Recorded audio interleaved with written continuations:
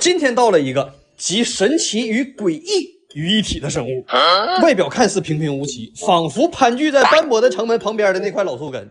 石板上回荡的是在等啊！但是，一旦你给它入缸之後，你会发现这盘老树根居然在动。这一盘仿佛海中微景观森林的生物叫蟒蛇尾啊，跟海星是近亲。当你把它看作是海中的微景森林的时候，你会觉得神奇而又神圣。可是当你知道了它是一个浑身长滿触手的動物之後，有沒有瞬間覺得好詭異？我現在拍視頻，我後背都是涼的，我就有一種感覺，就是小倩她姥進我這缸，但是加速鏡頭下的她卻是這樣，像一棵海草，海草，海草，海草，隨波飄搖，海草。看完它以後，我再看我截角手工產蛋盒裡面的苔蘚，我感覺苔蘚都好像會動。這個視頻是上個月拍的，當時我的截角手工榮幸的產下了2個蛋，但是有一個蛋吧，就是顏色發黃，外殼還稀囊過的。這個蛋就是運氣好了能孵出來小手工，運氣不好的話應該就長毛了。然後我今天一看啊，皇天不負苦心人，它終於長毛了，廢了。更要命的是，看完蟒蛇尾之後，我感覺這個蛋上的毛都在動。愛吃毛蛋的吱個聲啊，白給。我今天必須收拾這小鸚鵡，就我手上沒有奶粉，它不認識我。而且別的鸚鵡像它這麼大都徹底斷奶，它還跟個小 baby 一樣就喝奶粉。斷奶糧放面前不吃，哎，踩着玩。但是我總結了一下，應該是沒有人教它這個東西是吃的，在他眼裡只有這個餵食器的形狀，這裡面才是吃。所以我決定找個鳥來教它。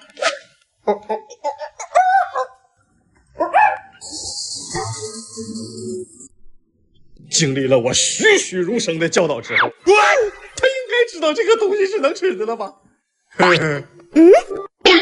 the fuck？ 鳥的問題解決了，草的問題又來了。我養的這堆食蟲植物，那是一天比一天枯萎，我百思不得其解。直到剛才我的腦袋撞到盤的那一刻，我突然就想明白了。現在是冬天，家裡幾乎沒啥蟲子，食蟲植物沒有養分來源吶，所以那就只能抓蒼蠅餵它們了。這一個蒼蠅我找了2點我才找着，不能讓它跑了。哎，抓到了，那就對不起了。5、15、20、2億沒有。這蒼蠅好懸沒跟着我的肩胛骨一起晃碎，咋不吃呢？死了？這反應速度你能抓着啥活蟲子？誰家有死蒼蠅跟我說一聲，我要。我居然弄到一條抱卵的藍環章魚！哎呀媽呀，老得勁兒了！前2天我不倒了個藍環章魚嗎？那當時給擬態章魚嚇得蜷縮在角落一動不敢動。但是今天我發現他倆好像處上對象了。我不知道章魚處對象會有什麼肢體語言啊，但是就他倆這小腰一摟，我要是個單身狗，這會兒我都得研究給他倆做成刺身。這小腰摟的太氣人了。明天把你倆家長叫來，全缸通報，點名批評記大過。另外我這今天新到了個好玩啊，特別難得的抱卵的藍環章魚。想想不久的將來以後，它們全部孵化成功，我家到時候就有幾百隻藍環章魚。想想怎麼還感覺有點害怕呢？不過我估計你們也不信我能孵出來。沒事兒，我左下角詳情頁還有100血蛋的禮包，我每天都去練練，順便領福利。畢竟每孵出1隻5星異獸就能領孵化福利，不喜歡吞噬掉還能進階，每升1級又能領進階福利。反正我是咋的也不吃虧，就我這3天集齊648種異獸的能力，孵化你一隻小小的藍環章魚，那不手拿把槍嗎？現在就是說，這個缸裡現在是有1匹擬態章魚和2頭藍環章魚啊，一頭抱卵，一頭沒抱卵。剛才我冷靜了一下，這藍環章魚要是沒孵出來還好，真孵出來的話，我家就有100多隻藍環章魚了。啊，到時候他們再集體越個獄，那我不又得搬家了嗎？那這卵你們覺得我是孵比較好呢，還是把他們扼殺在搖籃當中比較好？你說我閒的沒事整這玩意兒幹啥？你们讓我收集的花鳥魚蟲的最後一個空位，蟲在半個月前就到了，就是這小子，長得跟假的似的，瞅第一眼我以為標本呢。這個是世界上最大的甲蟲，叫長脊大兜蟲，又稱赫拉克勒斯，是由希臘神話中的大力神的名字來命名的。這玩意兒在很多世界級的影視作品裡面都出現過。比如下邊這個跟我同姓的海賊王路飛，他就曾經抓着過，甚至就連喬巴問他這玩意兒和大鼻毛哪個更好的時候，這老小子居然都猶豫了。由此可見，這玩意兒在昆蟲當中的地位有多麼高。那為啥都到了半個月了，我才發給大家看呢？主要是當時的他剛羽化成成蟲，他還不適應這個新身體，也就是說，俗稱就是他當時半身不遂。適應身體的這段時間也叫蟄伏期。那蟄伏期的甲蟲，我們需要把它用這個濕的紙巾給它全部包裹住。等到它適應了身體之後，會把這些紙撕碎，然後我們就可以正常養了。而今天就是它出蟄伏期的日子。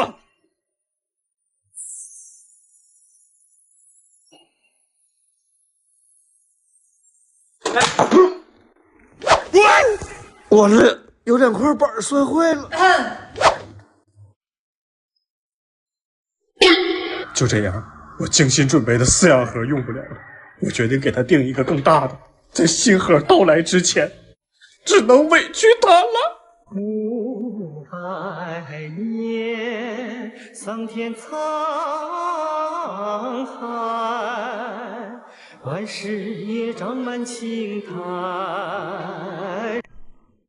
出事兒了，我還在這嘎達樂呢，這倆要死的烏賊開神了。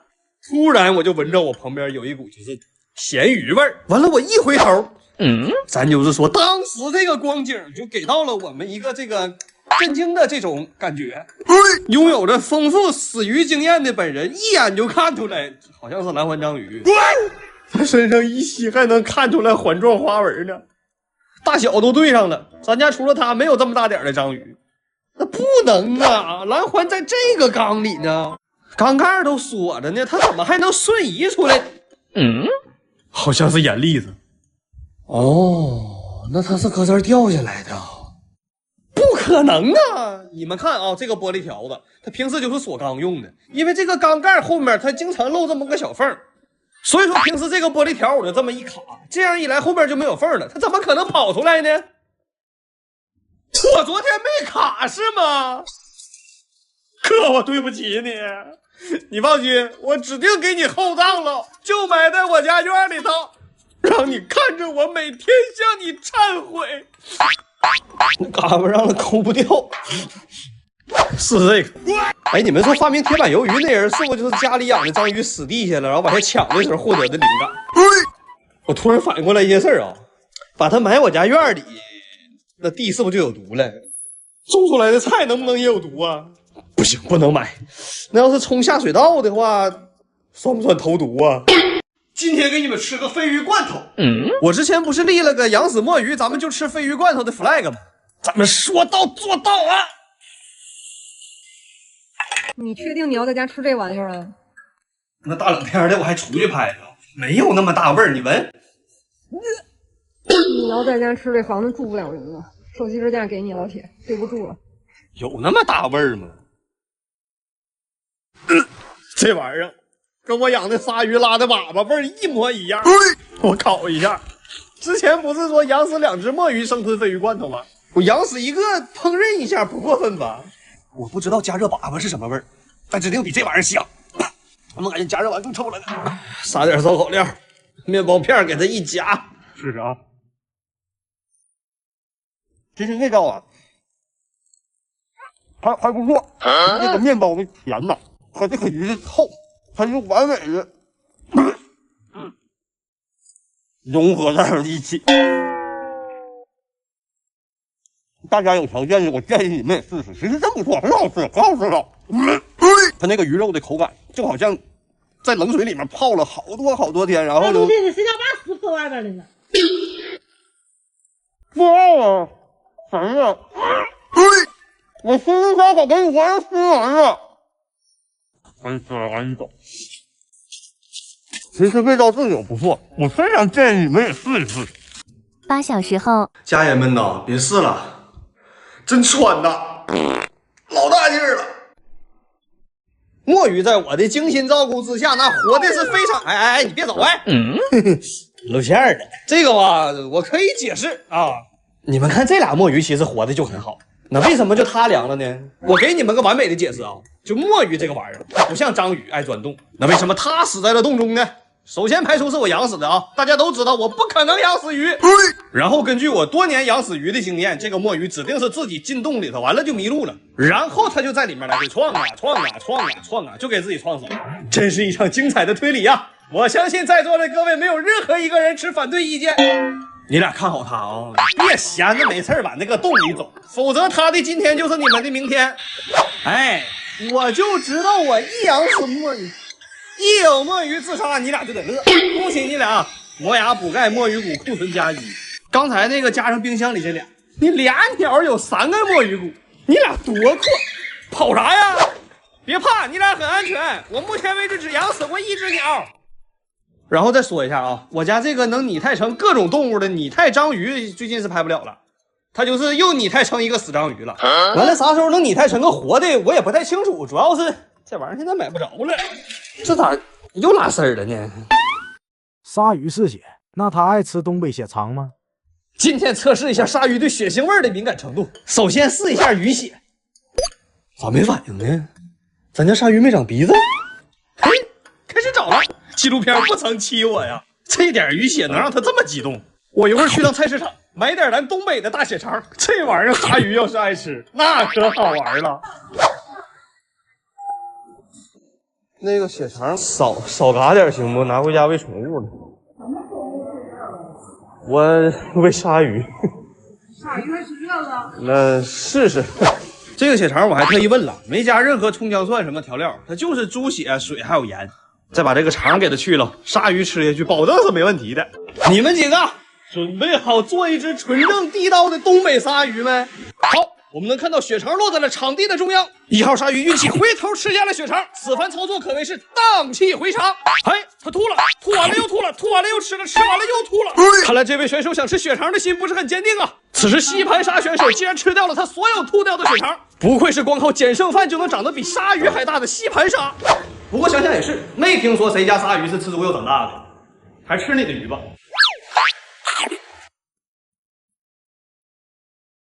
今天一覺睡醒，看到好多人感謝我，沒想到我也有能做科普視頻的一天。首先，這個確實是藍環章魚沒錯，但是藍環章魚也是分品種的。你們瞅一下子火鍋店這隻，跟我現在養的這個藍環章魚是同一品種，其外貌特徵就是身上的藍圈非常小，這個品種也是所有藍環章魚當中毒性最小的。聽說當地漁民還有拿這玩意兒餵鴨子，但是鴨子沒涼的。但是有毒就是有毒，千萬不要吃啊！那可能有人會問了，毒性大的藍環章魚長什麼樣？長這樣。視頻這隻就是我之前養過的，全身遍布巨大的藍圈，特別漂亮。但是這種藍環章魚毒性巨大。被咬到的話，救護車都不用叫了，能寫遺書抓緊寫，寫慢了可能事兒都沒交代完，人就沒了。當時我那隻藍環章魚是在我不知道的情況下跑缸外頭去了，咋找沒找着，直接就給我下判家了。當時住那房子，我到現在我沒敢往外賣。有我的前車之鑑，我呼籲大家一定就是看着帶藍圈的章魚，別碰別摸也別吃。然後還有好多私信問我高溫消毒行不行，煮沸需要等幾分鐘。鄭重聲明一下，畫個知識點啊。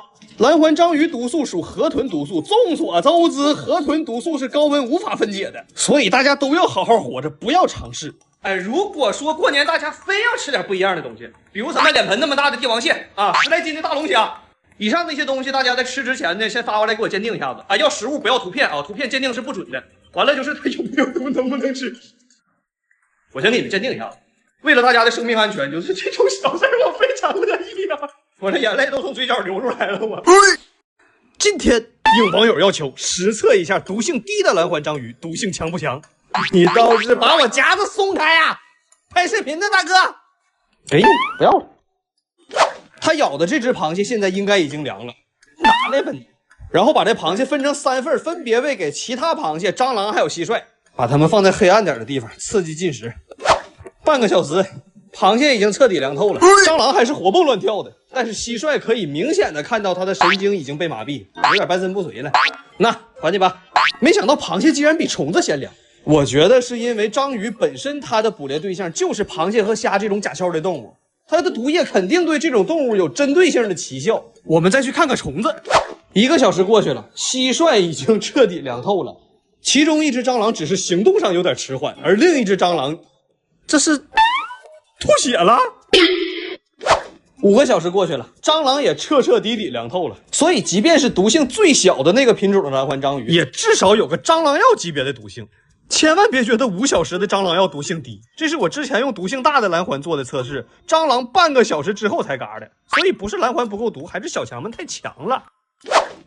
哎，他把自己毒死了。今天給鯊魚改善一下伙食，給他來一個老怪秘制小漢堡。你好，請給我最大那盒。操碎了，這一盒120，代價有點大。做吧，不做我怕他懷恨在心。這玩意大了我也打不過呀，给他削个膀子犯不上。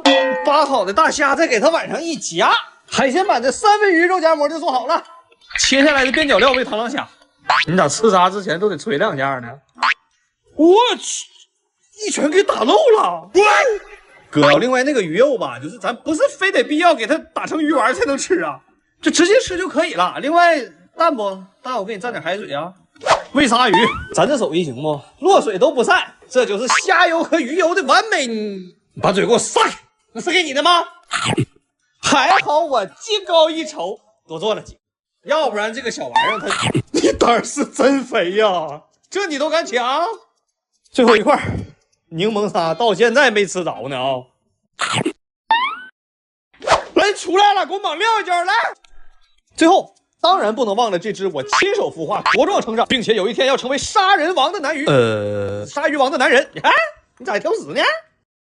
又有不好的消息了，我養的最久的一條鯊魚，皺唇鯊死了，很明顯是跳缸出來乾死的。昨天晚上小區裡有人叮咣放2踢腳啊，應該是因為這個給嚇跳缸了，魚缸蓋都給撞開了。也賴我沒及時發現，我現在心情有點複雜。就這條鯊魚，它是真陪了我1年多，它都經歷過啥事兒啊？設備突然壞了，導致魚缸氨氮超標，檸檬鯊當天就涼了，白鰭鯊第2天涼了。這隻皺唇鯊當時氨氮中毒，還蜷縮在角落吊着一口氣兒，甚至我撈它的時候，它還能游起來。網都撈不着，大哥，你不是應該氨中毒嗎？雖然當時的我就嘴就沒閒過，一直在吐槽，但我心裡是真高興，這是唯一的一個安慰了，他還活着。然後因為那缸水壞了，沒有地方放它了，實在沒招了，我就把當時還處在氨氮中毒狀態下的它緊急搬到了這個連水都沒有養好的新缸裡，然後從此它就在這個缸裡面頑強的活到了昨天。我現在還是想象不到到底受了多大的驚嚇能把它給嚇跳缸。本來想在河邊挖個坑給它埋了，結果東北這個天氣實在是太冷了，地都凍了，接近2點才挖這麼深，鐵鍬把都幹折了。對不住了兄弟，哥盡力了，只能挖這麼深。這會兒功夫給你都凍硬了，帶點大蝦路上吃，還給你帶點鹽呢。旁邊是河，你要感覺淡了你自己加點吧，我倒不了太多啊，別再給這整成鹽鹼地了。一路走好啊，一路走好。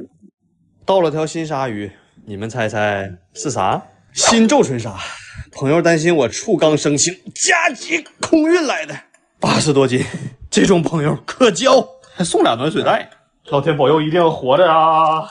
我願意用胖20斤為代價換這條魚平安無事。媽呀，活着呢！不知道為什麼我看到你活着，我有點不太高興呢。過完水了啊，入缸。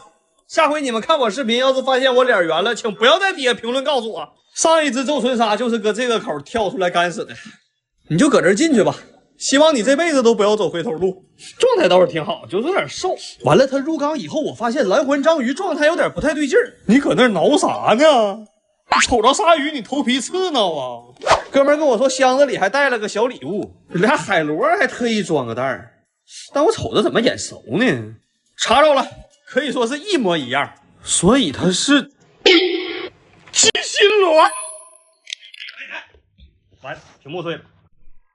整明白了，哥們說看我養藍環章魚養挺高興，再送我2個小毒蟲，讓我高興高興。你送我，你倒吱一聲啊！是不是看藍環章魚遲遲不肯行動，迫不及待想吃我席了你？科普一下啊，這個叫雞心螺，也叫玉螺，是一種含有剧毒的海洋生物。它可以從嘴裡面噴出一種特別細小的毒針，毒性大的品種甚至可以致命。所以大家在海邊看着这玩意儿，千萬別碰啊！我現在養的東西啊，一個給自己搓澡的藍環章魚，一個人吃了會中毒的銅柱熟若蟹，這又來倆雞心螺，真是不給我活路啊！歡迎大家來吃席啊！今天是大豐收的一天。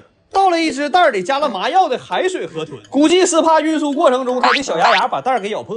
還有一條長相極度奇怪的魚，不出意外的話，它應該是出意外了。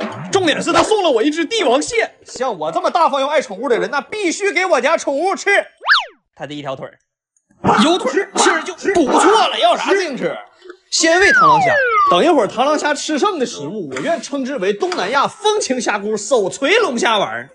再餵真肖章魚，堅硬的蟹腿與柔軟的觸手邂逅所碰撞出的反差感，表達了我對後現代都市青年愛情觀的控訴。而觸手上有力的吸盤，代表了現代年輕人在愛情當中極強的占有欲。如此發展下去，最後的結局必然是來回拉扯，抓得越緊，另一半就越是想逃。哎呀，謝謝張師傅的手部拔罐服務啊，真去火呀！拔一下松快多了。最後一塊餵給墨魚，但是他們過年的時候全军覆沒了。不過沒有關係，我燒給他們，應該能收着。燒完了，哇，感觉我家张狗蛋兒這輩子好像快過完了。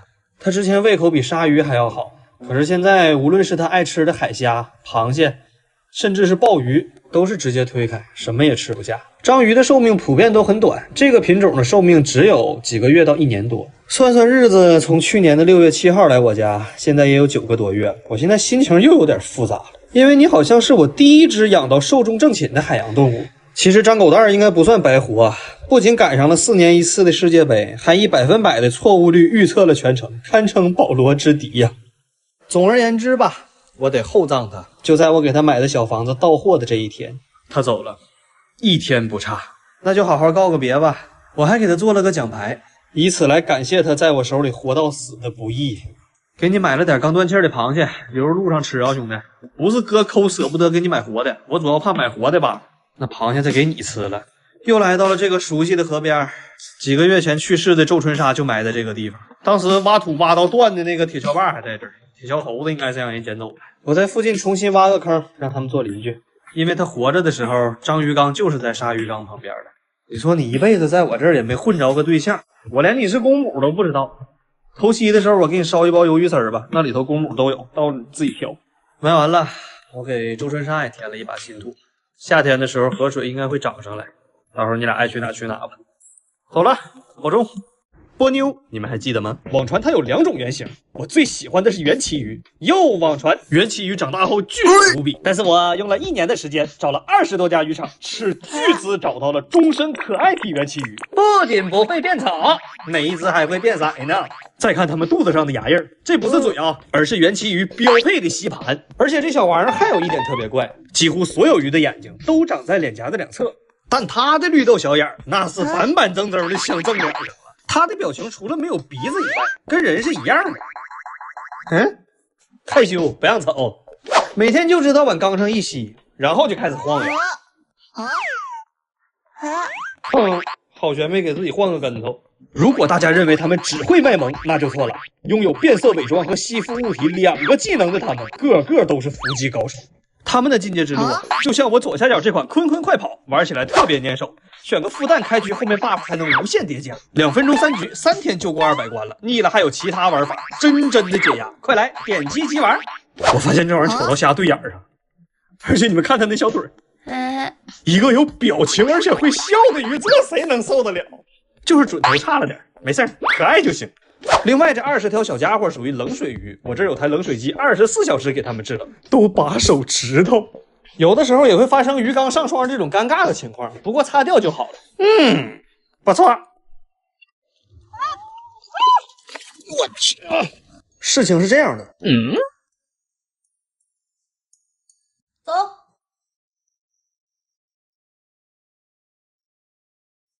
然後我們就到了這兒。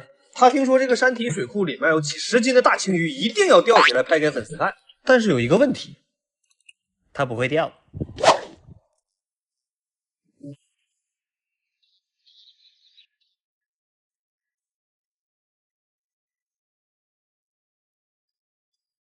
Baby, don't you...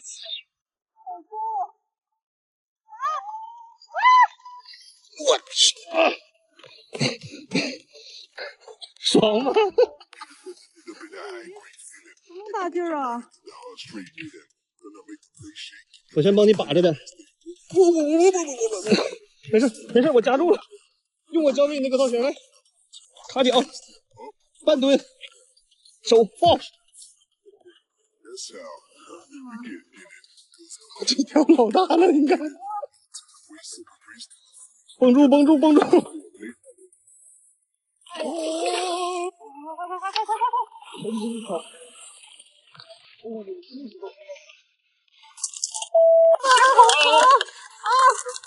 这鱼大吗？我一生中最奢侈的事，就是途中与你相遇，我们相濡以沫，共闻花香。你眼中含着早春与深秋，胜過我見過愛過的所有山川與河流。哎，看了我女朋友釣獲大青魚的視頻，之前去我家搶鯊魚那哥們兒連夜從沈陽飛了過來，結果我連漂都沒有調好的時候，他就我。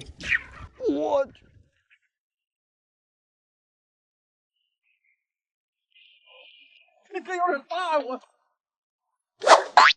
哥呀，晚上40斤的鮑魚有沒有問題？108斤的龍蝦有沒有問題？沒問題。Nice。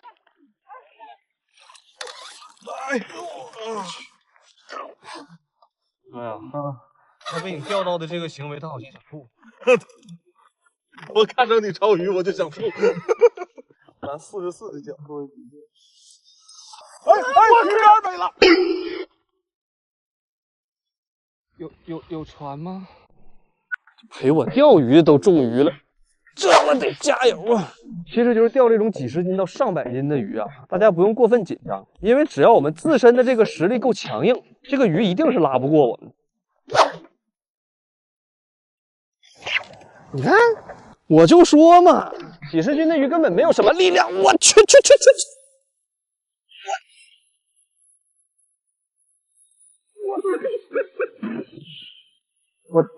我承認我剛才說這句話有點大聲。哥，薅我！別好瞪着薅我！你應該都得吧？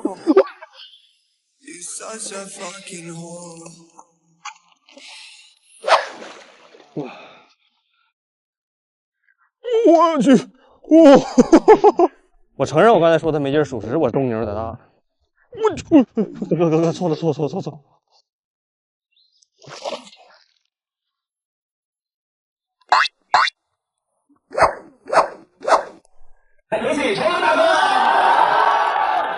我又翻車了。前2天被章魚咬傷的那個手指頭從內部感染化膿，今天又被螳螂蝦打了一下，只能到醫院把傷口切開，塞條紗布進去排膿導流，而且每天都要去醫院換藥。歸根結底就是因為我幹不過他，所以今天我要南上去找成龍大哥討教2招。成龍老師您好，我是一個寵物博主，我家裡邊養的鯊魚還有各種各樣的海洋動物。然後我拍這些寵物們很搞笑的一幕，也很溫情的一幕，所以我能看到這部影片背後您和師傅所有的付出特別的不容易，包括您受的傷，像您剛才這個腳，你看我這個手，剛被家裡的螳螂蝦給彈了。然後看您那個今天生日，我女朋友畫了一幅畫，想送給您，然後我做了2張。哪個是給我的？表好的是表好的是送給您的，那個需要您的一個。成龍老師的簽名 ，Jackie Chan， 回家找個塊裱起來，以後睡覺就摟它了。不過唯一遺憾的是，成龍老師這個時間問題啊，沒有合上影。非常建議大家去影院看一下成龍老師的這部《龍馬精神》，非常的感人。這個是成龍老師對於武行的一個致敬的影片，真的是笑中帶淚，極度推薦。拿那個精油吧，按個摩擦會兒。我叫王小怪，之前被章魚咬傷的手指終於有好轉了。就在我想結束治療，回家好好照顧魚的時候，醫生卻這麼說：手指頭這個傷口周圍千萬不要沾水啊！不沾水咋照顧魚呀？没事兒，我俩帮你干。你把这个随身带，不小心沾了水赶紧擦，吸水效果超级好。这是我在抖音商城超值购入的维达抽纸，一大箱才几块。最近在抖音商城超值购找到很多大力度福利补贴，专属通道我放评论区置顶了，或左滑进抖音商城点超值购频道，大牌正品5折起，新客还能领不少无门槛券，逛逛省不少。都愿意帮我呀？那我不膈应啊。那个长挺好看那个，没说你年轻点那个，一会儿喂给鲨鱼的那个鱼啥的啊，肠子肚子都收拾干净的，把鱼鳃都给我剪了。那个成熟点那个，完了那个喂其他鱼的虾壳必须扒，鱼虾线必须挑啊。完了一会儿干完之后，把天饭吃这个泥鳅、粘液都洗一下子，要不然那玩意儿吃了消化不良啊。直到我康复为止，2天换1次水，3天洗1次滤材啊。完了，媳妇儿啊，我身上有点刺挠，一会儿你给我洗个澡，再给我拿那个精油啊，按个我好会儿。再一会儿我自己洗啊，你给我在这说。那手脖子漏水咋整啊？给你个头绳绑上。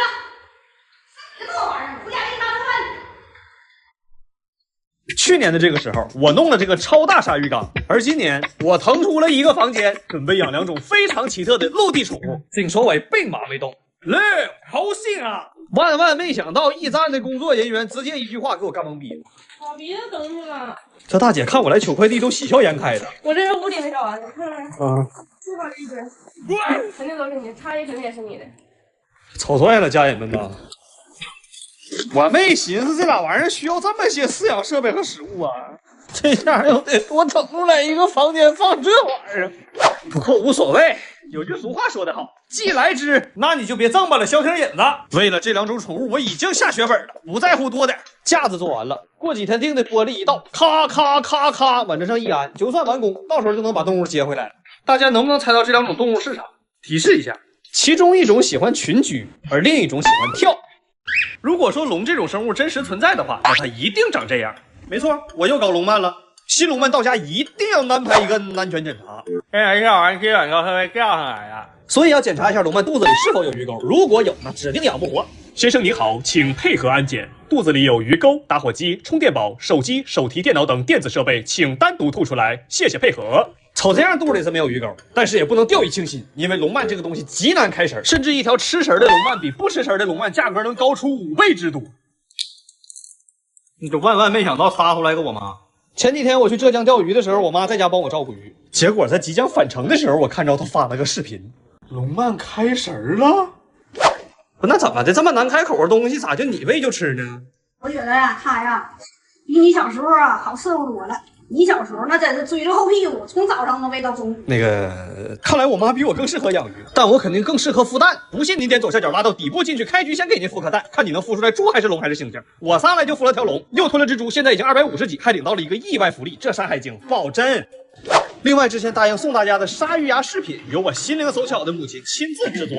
我裹不動你裹吧。我手壞了。你嘴長手上啊，這麼血淋淋啊！由於是純手工製作，所以只有20個，而且做工一般。有想要的嗎？你們弄死我得了！前2天我讓你們猜我這即將到的2種新成員是啥，你們猜的那是啥？群居的獅子就算了，那喜歡跳的那菜可哎，這能不能不玩這個梗？你看玩梗遭報應了不？趕緊用我對象在抖音超值購入的維達抽紙擦一下，一大箱才幾塊。最近在抖音商城超值購找到很多大力度福利補貼，專屬通道我放評論區置頂了，或左滑進抖音商城點超值購頻道，大牌正品5折起，新客還能領不少無門檻券，逛逛省不少。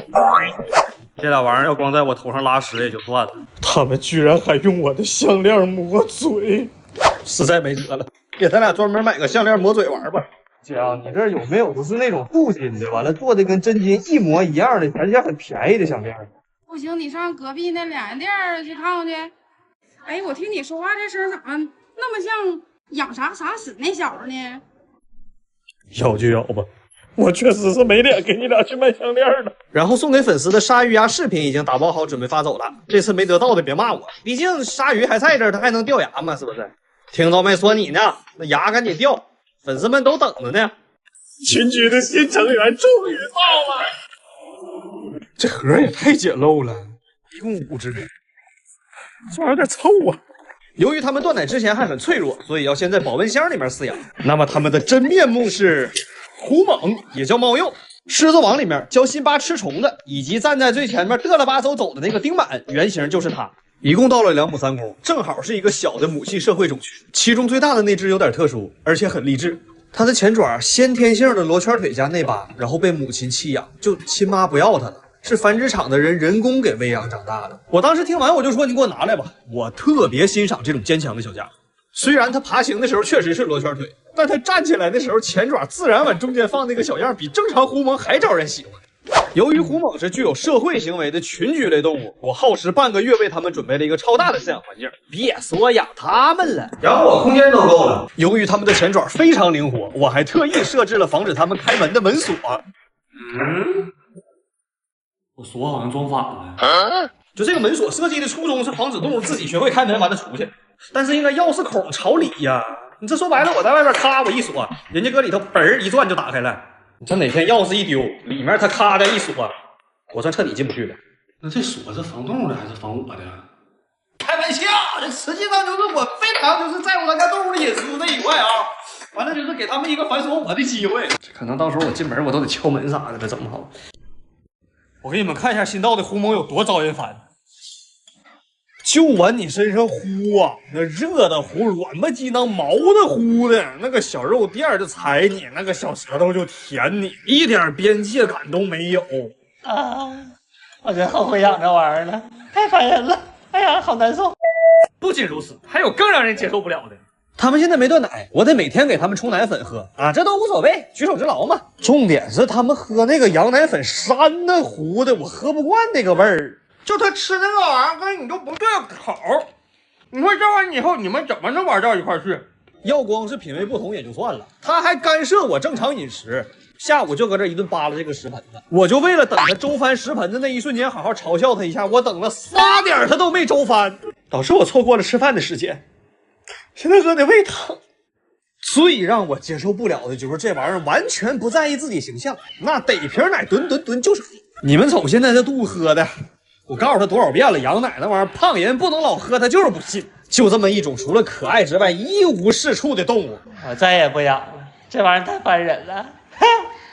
給新成員布置環境，墊材選擇沙子混玉米芯兒，然後由本人親自攪拌之均勻，搞定。去接喜歡跳的新成員。哎，回家，這玩意兒挺淘啊。那車裡有個編子帶子，他給攥箱子裡頭，給自己腿兒給綁上了。我去！隆重介紹新成員，圓盾袋鼠。袋鼠愛跳嗎？多好猜啊！為什麼之前還有人猜愛跳的新成員是蔡徐坤呢？這些都不重要，現在當務之急是把他這個腿上的編織袋拿下來。來，出來喝點水啊！呀，哎媽呀，長得跟大灰耗子似的，這小舌頭還挺好看的。乖寶，來，給腿上線絞了。哎。穿褲襠不長個，忙到10分鐘，剪下來一大坨。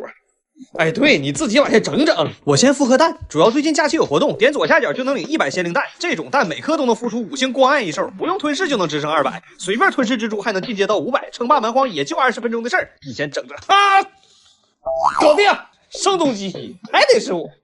哎，肯定會有人問我為啥不養大的袋鼠？那大的袋鼠一腳能給我蹬出去2米遠，當場就是個死。這小的多可愛，你個小賤樣，跟個柴犬似的。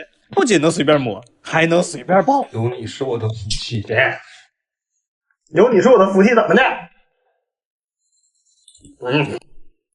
明天要去見人生路不熟的主創團隊。鑑於喬杉老師在洗浴界的地位，我決定送他一個王小怪特產搓澡具。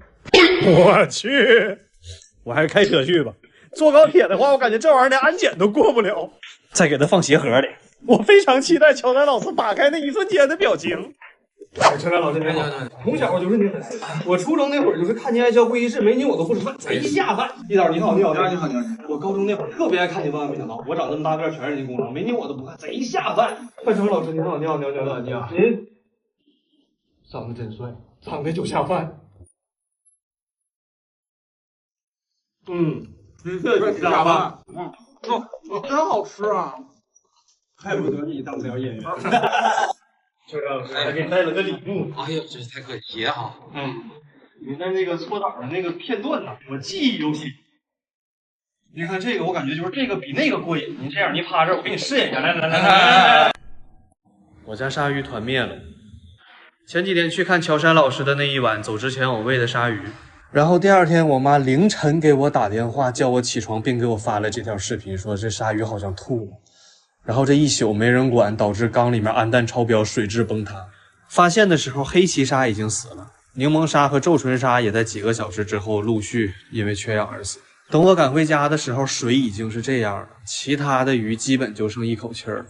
這個缸連接的超大外置氮分已經完全處理不了如此糟糕的情況。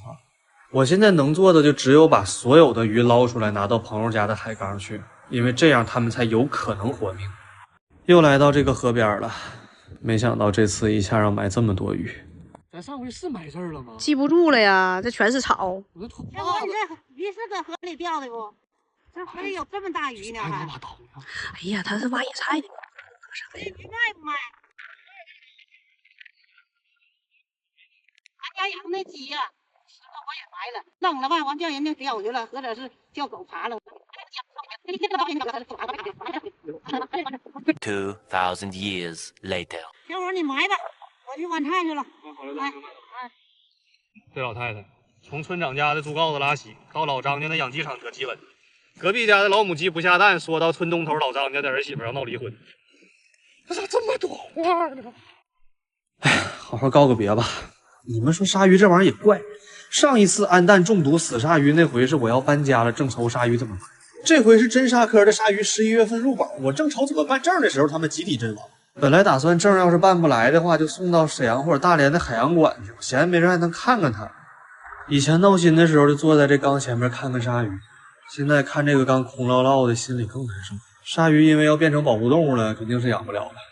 這麼大缸放着太浪費，還能養點啥呢？我家袋鼠生病了。先說好啊，這不是一條悲傷的視頻。今兒早上起來，我發現它這個腳腫了，估計是到了那天它自己纏腳上那個編織帶把腳勒壞，然後發炎了。而且當時我檢查了，沒有傷口啊。不過大家不用擔心，因為這個世界上有個地方叫寵物醫院。鼓包流膿的嘴，整個腿都腫了。他怎麼就還認人呢？還往我這跑？對，看照片，見着。治療方案是給他上個滯留針，這樣我拿回家以後也可以每天給他打消炎藥。這個咱不看啊，不看就不害怕，一點不疼。大夫您下針輕點，看着沒？戴着脖套子掛着點滴都得湊件。我有時候真懷疑他是披着袋鼠皮的狗。回家啦！為了保險起見，先在籠子裡養一陣，溫度保持30左右，連上戶外電源，這樣停電也有暖風。脖套摘了，戴這玩意兒沒法吃東西，不許咬那個滯留針啊！剛說完不許咬。別咬啊，乖，撓脖啊，撓脖咱不咬啊，哎，這貨絕對屬狗，一邊抓着草一邊舔傷口，那個傷口也不能舔啊，乖，撓脖咱不舔啊，哎，好，對，舔我啊，好。有個事兒先說好，他是腳部感染，不是腳氣，我也沒有腳氣，別說是什麼我給他攪拌這個環境，完了給他傳染上腳氣了。完了，大夫說了，讓他多吃東西補充營養，順利的話1周左右就能好。這麼堅強個小玩意兒叫啥這？大家幫我想個名唄。唉，這一天還是到了。我要自己給袋鼠打針呢。這個好浪費啊！這玩意兒我喝了不行嗎？那個，我一會兒給你打針是為了你好，能不能不要記恨我？有沒有住沈陽的護士能過來幫我扎一下？我說不行，我給他打針，我這輩子我都不會原諒我自己。算了，求人不如求己。但是我要給他打針的話，不能讓他認出我。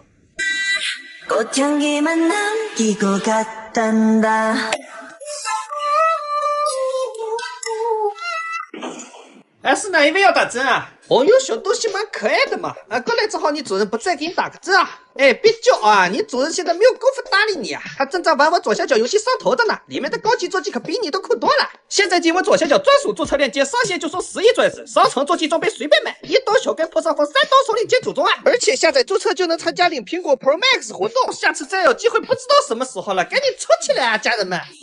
今天表現不錯啊，明天如果你腿還不好，我還來給你打針。寶啊！哎呦我的媽呀，怎麼會有這種人呢？這種變態太可怕了！剛才你怎麼不叫我呢？就這種人，我跟你講，我逮着我剛我到死裡打他，哎呀，我的寶啊，受委屈了啊！別我一挖，最近几天我光顧着給袋鼠治病，並且稀罕他、抹死他、戳進他、揉他，都沒注意他原來飼養環境拉這麼多屎。我就想不明白，咁少一隻點來出咁多水呀？幹吧，反正早晚是我的活，逃不掉的。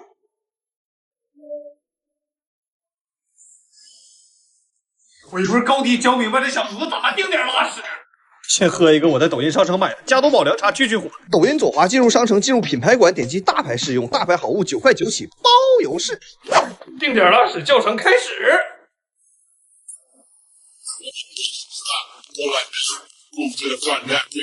懂没？就在這兒了。哎，你往我這兒鑽幹啥？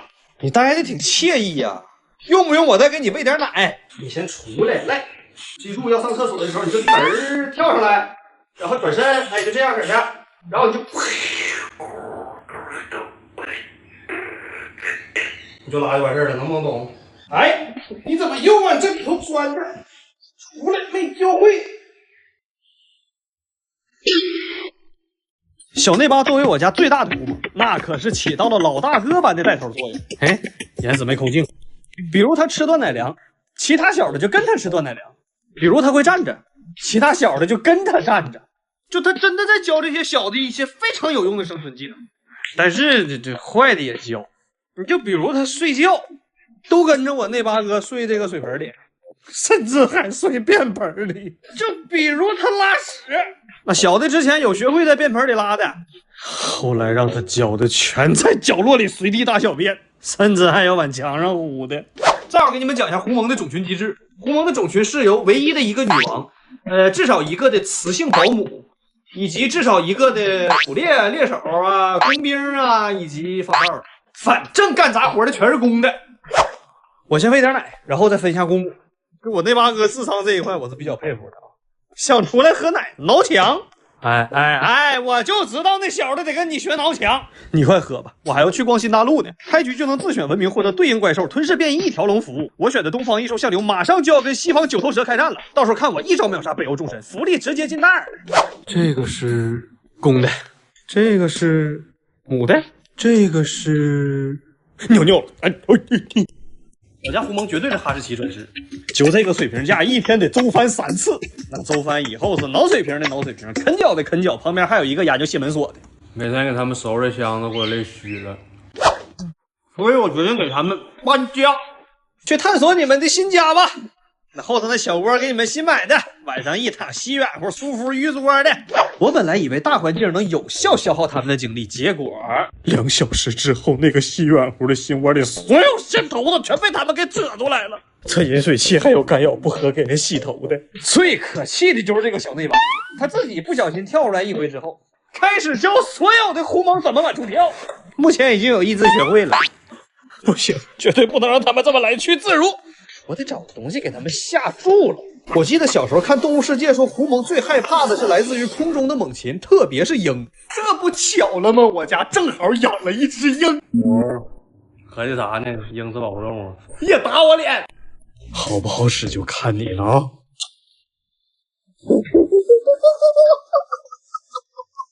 好使，再試一下。我去，效果拔群！都给我老實點啊！我旁邊的大哥金鏈子都咬折過。鐵子，我養你這麼長時間，頭一回感覺你這麼雄壯，真的。還看！從此以後你就是我的牧羊犬吶！上期视頻我家狐獴被鸚鵡嚇得遁地逃竄，大家都覺得這個玩意兒就是個菜狗。今天我就要替狐獴爭個面子。別看這玩意兒對人類挺友好的，但它是屬於真獸亞綱的一員。你們就記住，在動物學分類裡面，只要帶真字的，那都不是省油的燈。就比如大鳄龜是真鳄龜屬，科莫多巨蜥是真巨蜥亚属，王小怪是真英俊。总之，狐獴在食物链裡那是比较強的存在，可能就是單純的怕鳥。在野外，人家是可以吃蜥蜴和蛇的。這不巧了嗎？正好我家養的蜥蜴，咱們拿來試試。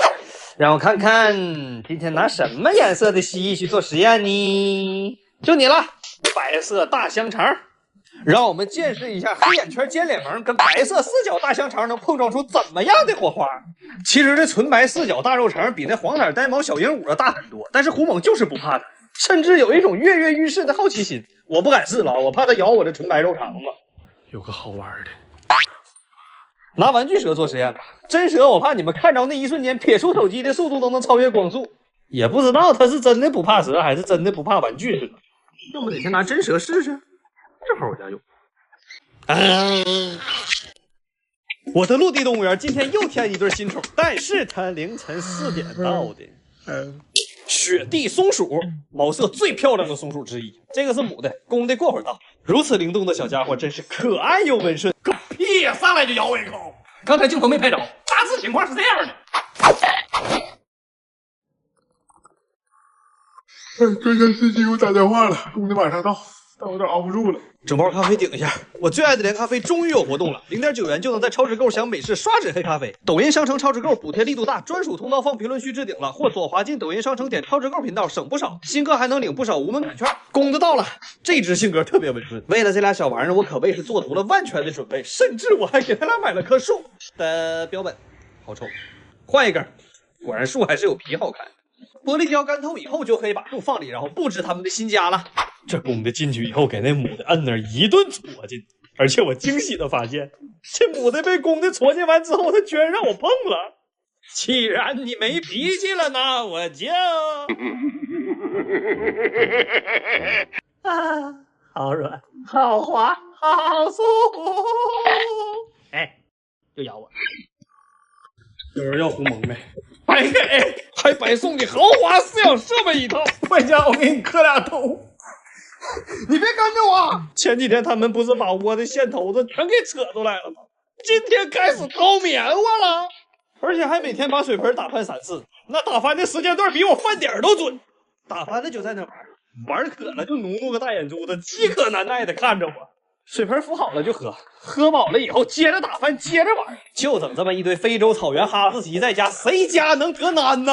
不要了，誰要誰吱聲啊！我現在這些玩意兒，我瞅它我都天，咋這麼可愛呢？那個水盆打翻不是你們的錯啊，指定是水盆的問題。我再給你們做一個去。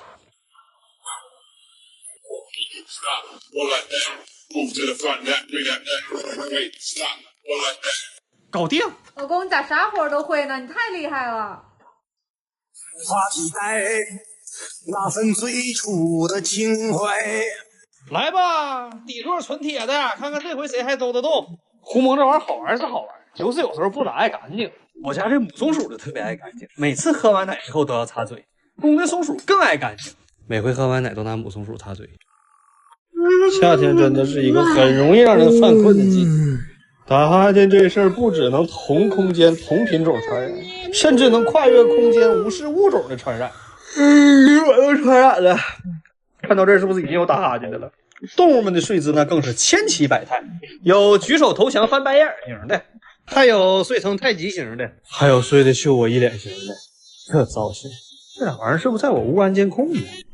另外還得麻煩大家幫我給這倆松鼠起個名兒。母的臉上紅毛多，公的臉上白毛多。要我這水平，那就是小紅小白。另外劇透個事兒，過2天到一個會飛的新成員，但它不是鳥，體型比貓還大。猜猜是什麼？最近買了新成員都沒告訴老婆，金庫都告急了。今天找人送點錢來。這就到了。你好，我是戰生物回收工程師雷大胖。麻煩你幫我看看這派着還能值多少錢？好，我這邊先幫您質檢一下。這台平板的成色還可以，包含加價券給出的最終價格是2077。這麼快就到了，找你們轉轉回收果然沒錯。有閒置的平板電腦也可以找我回收啊。OK， 沒問題。好，拜拜。拜拜。哎呀，新成員要到了，神清氣爽，鏟屎都有勁兒。你們能不能別擱後面盯着我屁股瞅？我特別沒有安全感。還有你要幹啥？我就沒有腳氣，你也不能這麼囂張啊！別動腳趾頭。我叫胡蒙，最近又開始玩活了。胡蒙的天性是選定一個角落，然後集體在那兒拉透透。之前是在這個角落，因為離門近的關係，鏟屎真的超級方便。然後我就在那兒擺了個貓砂盆，這樣鏟屎不是更方便吧？然後他們就把定點拉屎的地方換到了那個角落，並且原來的角落被他們用來當做臥室。就這場景讓貓看着了以後，每次上廁所估計都得扇自己倆大嘴巴才能解氣。2天後，他們又把衛生間安排在了另一個角落。結果每次我都得走進去鏟屎，你等我鏟完的啊！高低給你們拉粑粑這個點給你們逼回來。我每天可以說是願聞其詳、靜觀其變的給他們服務，結果他們呢，回回鏟屎咬我腳趾頭。啊，真香！哎呀，啥時候跑出來一個？真的就现在，此時此刻得是 moment， 有没有誰要胡蒙不怕埋汰的？你過來，你給他抓着，你直接拿走，送你了。我剛才跪地也一個點兒我沒整出來他，我當時背着我媳婦藏私房錢，我也才跪半個點兒啊。上個召喚獸，再跪一會兒我半月板都得離家出走。狐獴作為群居類動物，它一定有找同伴的習慣，所以我用另一只狐獴把它勾出來，然後再使用單身50年的手速，就抓走了。拿来吧你，样，接进來吧，来。我今天被迫養了只土拨鼠，刚才取快遞的時候遇到一大哥。哎，你是那个王小怪吧？哎呀媽，你搁這小區住啊？哎呀，我兒子你大人，你嫂子天天就盯着手機看你啥時候更新呢？咋的？我看了現在就是不養魚改玩陸地了啊！對，說到這兒，哥求你個事兒，那個俺家你大侄兒前兩天高考考得不錯，下半年能上北京上大學去。那考挺好啊。那唄，完了那個家裡面養個土撥鼠，他去外地我跟你嫂子整不了。完了你看看就是哥拿你這是不是養錢沒人拍拍視頻啥的，这麼得怪你說等會兒哥大哥有多余地，然後給他扔着人就跑了，看得出來這大哥是真想把你送走。這養哪呀？土撥鼠適合的溫度跟松鼠飼養環境對不上啊，鸚鵡這裡也不行，唯一跟土撥鼠飼養溫度一樣的就是狐獴。問了幾個養小寵的朋友，有說可以混養的，有說不行，容易被狐獴吃了的。但這只土撥鼠不能給我狐獴吃了。我好像知道那大哥為啥不要呢。我決定先觀察觀察，狐獴和土撥鼠都是群居類動物，過了今天晚上沒事，那應該就徹底沒事了。我去，真給弄死了！一個個人模狗樣的，我從小帶你們到大，你們就這麼畜生啊！我對不起你啊，兄弟，真的我辜負了大哥對我的信任。咱就是說，咱以後睡覺能不能別睡那麼死，對人心臟特別不好，真的。然後我觀察了一下，他們現在其實已經混熟了，睡覺擱一塊睡，站崗放哨擱一塊站，吃飯都吃一樣東西。你一個耗子天天吃貓糧，你也真是沒白活。我家狐獴群裡混進去個土撥鼠，這事兒大家都知道哈。有個事兒我澄清一下子啊，我沒給他餵貓糧啊，那貓糧純他自己上去搶的。他平時的伙食我給你們看一下啊，各種袋鼠沒吃完的乾草啪啪就往裡扔，還有什麼堅果，包括兔子糧、龍貓糧，這些我都餵。甚至我專門給他弄了一個土撥鼠專用小餐廳，每天在這裡就是被食物包圍着幾個小時，咔咔炫完了再回狐獴群。然後我看了其他博主養的土撥鼠視頻之後，我還特意更新了我的配置。像什麼拖鞋啊，一天餵一個；數據線一天餵一根，還有一根我用它釣到了一條50斤的青魚，溜了半個小時，然後不堪重負斷掉了後，依舊靠半截竿把魚拉上來的六胸竿給它磨牙。我絲毫沒有炫耀的意思啊。另外就是它跟狐獴群一起生活幸不幸福我不知道，但睡眠是真好，那真是一覺不醒長眠於此。這狐獴擱它身上呱唧呱唧踩過去都不帶醒。還有就是混養問題，其實它已經融入到狐獴的這個社會體系裡，都是家人，我也就沒給他們分開。還有我這對松鼠，大家能不能再幫我想想？你們想的那都是啥？紅臉的叫關公，白臉的是曹操，這名是挺有寓意的啊。但曹操天天摟着關公睡覺也不那回事啊。自打我家鯊魚全軍覆沒了以後，多少人天天艾特我還要看鯊魚。So I 決定帶你們去馬爾代夫錄鯊魚。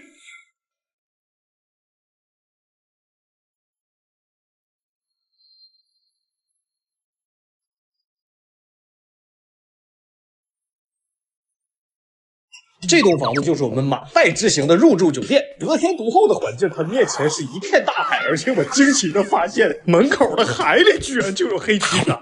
而且酒店的老闆聽說我們是情侶入住，特意還把房間搞成了這樣。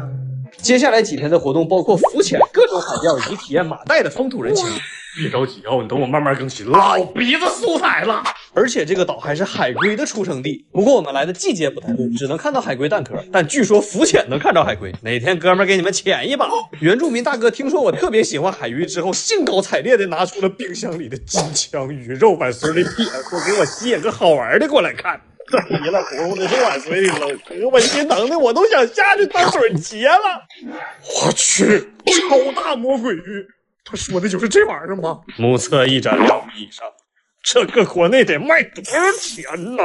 還有這滿地的沉木，隨處可見的珊瑚骨和超大塊活石，就這麼鐵路邊都沒人要。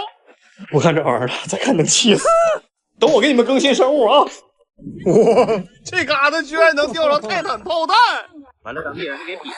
在海水猛魚的原產地釣魚，絕對是每一個養魚人的終極夢想。但唯一不太好的就是這地方蚊子太他媽會跑地方。操！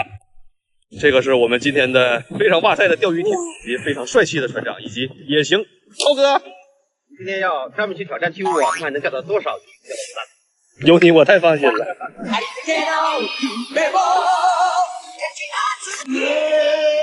小怪，吐早了，到地方再打锅。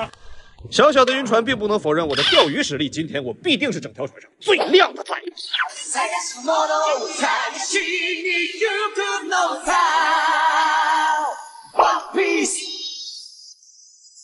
嘿，他钓的好像比我大。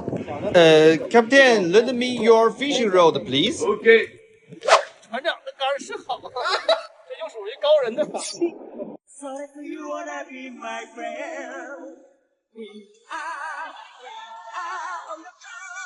感觉如何？拿着锅走。来，不要着急，别难动。集体。我没有可能杀人。好，没必中多余。Maybe that's good. Wow! Come on, that's good. 哇，这个当铺。狗牙金枪吗？在这片纯净的蔚蓝之海，我釣魚和養魚兩大愛好得以完美融合。而離家數日的我不免想念家鄉，卻沒想到回酒店的途中還能聽到熟悉的聲音。Made in China? Yes, made in China.